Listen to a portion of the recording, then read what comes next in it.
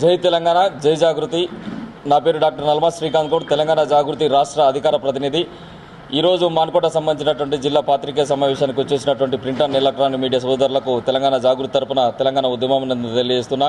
తెలంగాణ జాగృతి అనేటువంటిది ఉద్యమం సాగుతున్నప్పుడు 2006 సంవత్సరంలో పురుడు పోసుకున్న తర్వాత ఈ ప్రాంత సంబంధించిన సాంస్కృతిక ఉద్యమాన్ని ముందుకు తీసుకుపోయి ఈ ప్రాంత సంబంధించిన ప్రాశస్తాన్ని, ఈ తెలంగాణ ప్రాంత సంబంధించిన పండుగల పబ్బాలన్నింటినీ కూడా ఏదైతే ప్రపంచ పీఠం పైన పెట్టే విధంగా అట్లాంటి కీర్తిని తీసుకొచ్చినటువంటి నాయకురాలు కవితక్క.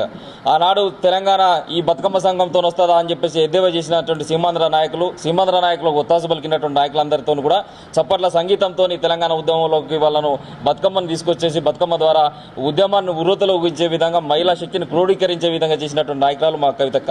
సో అలాంటి నాయకురాలు ఈ ప్రాంతంలో ఒక 25 సంవత్సరాలు గడిచిపోయిన తర్వాత కేసీఆర్ గారు ప్రభుత్వము, అదేవిధంగా బీఆర్ఎస్ పార్టీ మొన్న సంబంధించినటువంటి సంవత్సరంలో సిల్వర్ జూబ్లీ సంబంధించినటువంటి ఉత్సవాలు కూడా చేసుకున్నారు.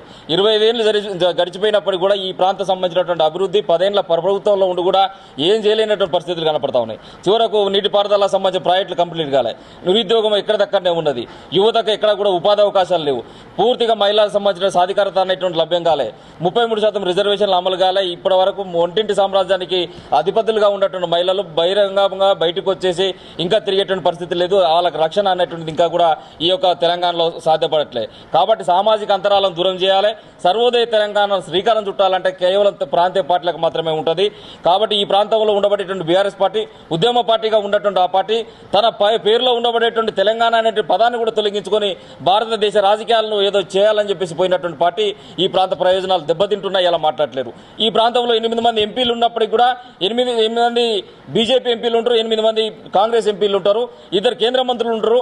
అయినా కానీ ఇప్పటి వరకు వాళ్ళకి సంబంధించినటువంటి మన విభజన హామీలు కానీ తెలంగాణ సంబంధించిన బడ్జెట్లో రూపాయి రాకపోతే ప్రశ్నించే గలాలు లేవు. కాబట్టి ఈ ప్రాంతం పైన ప్రేమ ఉన్నటువంటి పార్టీగా తెలంగాణ జాగృతి ఒక ప్రాంతీయ పార్టీగా ఏర్పడి రేపు రోజున ఈ యొక్క తెలంగాణ ప్రయోజనాలు తాకట్టు పెట్టకుండా ఈ ప్రాంతాన్ని బంగారు తునకగా చేసుకోవాలనే ఒక దృఢ సంకల్పంతో అందరికి కూడా ఏ కులాలను అన్ని కులాలకు కూడా చట్టసభలకు వాళ్ళ పర్సంటేజ్ ఎంత ఉందో అంత పర్సంటేజ్ వచ్చే విధంగా యువతకు, మహిళలకు, పూర్తిగా ఉద్యమకారులకు పెద్ద పెట్టేసే విధంగా మా యొక్క ఎజెండా ఉండబోతోంది.